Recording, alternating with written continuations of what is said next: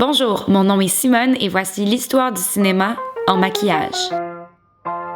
Suite à l'invention de la caméra à la fin du 19e siècle et les premières projections de films devant public organisées par les Frères Lumière, le cinéma n'a cessé d'évoluer en synchronicité avec nous, les spectateurs. Les premières années du cinéma furent ponctuées d'exploration et de découvertes et l'un des créateurs les plus influents et les plus prolifiques de l'époque fut Georges Méliès, qui d'ailleurs créa les tout premiers effets spéciaux en 1902 pour son film « Le voyage dans la Lune ».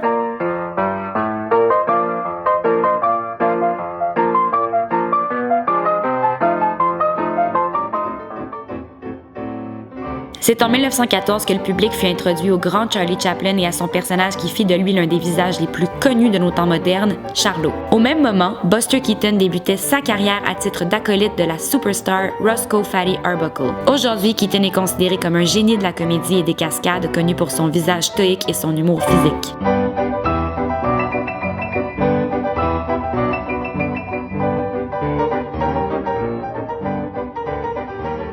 Les années 20 furent remplies de moments marquants pour le cinéma, dont le tout premier film parlant de Jazz Singer en 1927.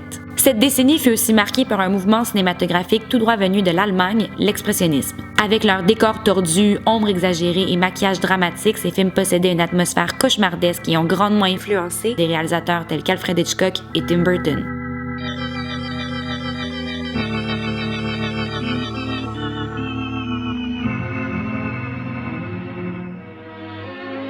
C'est durant les années 30 qu'a été produit le premier film tout en couleur, Becky Sharp, en 1935, ainsi que le premier long-métrage de Disney, Blanche-Neige.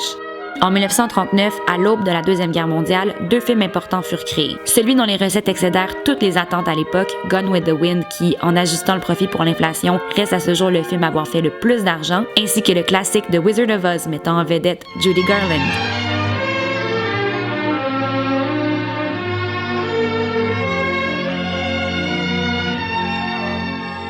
En 1941, sortit en salle un film encore aujourd'hui considéré comme l'un des meilleurs jamais faits, mais aussi l'un des premiers à jouer avec la trame narrative classique en débutant avec la fin, Citizen Kane. C'est aussi dans les années 40 que le film noir fit son apparition. S'inspirant visuellement de l'expressionnisme allemand, ces films faisaient miroiter les craintes de l'Amérique face à la guerre et avaient souvent des femmes manipulatrices et froides dans les rôles d'antagonistes. Aujourd'hui, on les appelle les femmes fatales et l'un des meilleurs exemples de cet archétype est le personnage interprété par Lauren Bacall dans The Big Sleep.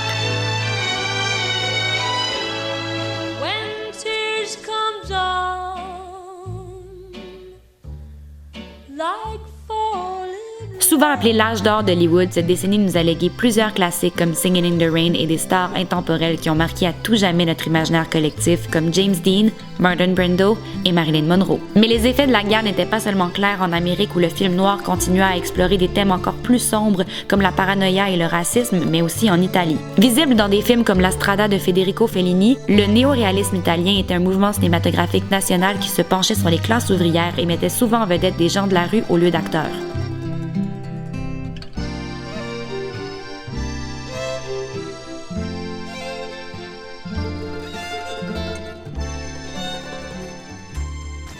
Plusieurs genres cinématographiques apparus pour la première fois durant les années 60. Non seulement c'est la décennie durant laquelle ont vu le jour le western spaghetti comme For a Few Dollars More, mais aussi une tendance en film d'horreur, les slasher movies avec Psycho de Alfred Hitchcock et son tueur au couteau, Norman Bates. Au même moment, en Europe, une révolution cinématographique voyait le jour en France, la Nouvelle Vague. Pilotée par de jeunes réalisateurs qui voulaient changer le 7e art comme Godard et Truffaut, la Nouvelle Vague a produit de grands classiques comme Les 400 coups et Le Mépris avec Brigitte Bardot.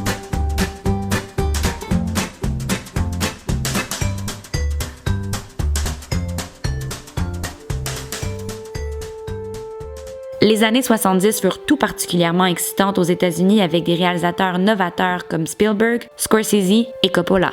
Exactement comme ceux de la Nouvelle Vague, ces réalisateurs faisaient partie de la première génération à avoir grandi avec le cinéma. C'est aussi dans les années 70 que vu le premier blockbuster d'été, Jaws, ainsi que le premier volet de la saga cinématographique la plus légendaire de notre histoire, Star Wars.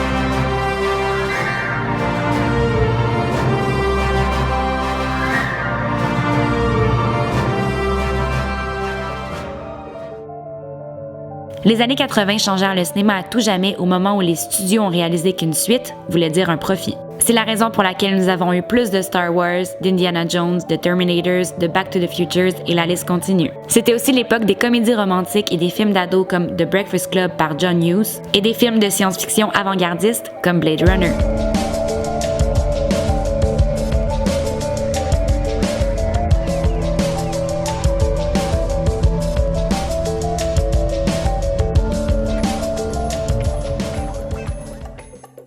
En 1997, un film arriva sur nos écrans. Le premier à dépasser le milliard dans ses recettes ainsi que l'un des seuls à faire partie du club très sélect de ceux à avoir reçu 11 Oscars, Titanic.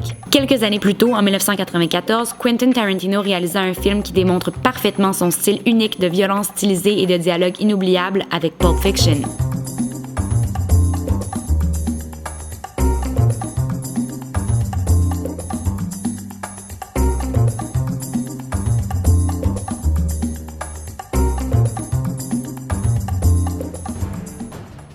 C'est en 2001 que la technologie de capture de mouvement en temps réel fut inventée pour la trilogie de The Lord of the Rings, puis développée en 2008 pour Avatar, un film qui nécessita 15 ans à créer. C'est aussi la décennie des avancements technologiques qui rendirent possible des choses jusque-là inimaginables, comme des films d'animation magnifiques, des prouesses visuelles telles que Sin City ou 300, mais aussi la résurgence du film de super-héros avec le Spider-Man de Sam Raimi, les X-Men de Bryan Singer et le Batman de Christopher Nolan.